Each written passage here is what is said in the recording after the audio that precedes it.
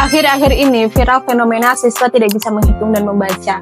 Lalu yang menjadi pertanyaan, apakah ini karena kurikulum memang belum sesuai harapan atau ada faktor yang lain?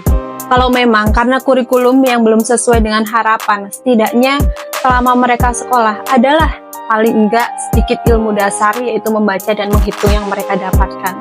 Kalau memang sama sekali tidak ada, selama ini mereka sekolah ngapain? Apakah ilmu-ilmu dasar tersebut tidak diajarkan kepada mereka? Atau ada kegiatan lain sehingga mereka tidak ada waktu untuk mempelajarinya? Tapi menurutku, ini bukan hanya tentang cara mereka belajar saja, tapi penyebab perilaku yang mereka dapatkan selama di luar itu juga mempengaruhi kemampuan mereka, yang menyebabkan 1. Kurangnya fokus, 2. Daya ingat mereka menurun, atau bisa saja penggunaan media sosial yang berlebihan selama di rumah. Kalau menurut kalian bagaimana cara menyikapi fenomena yang ini?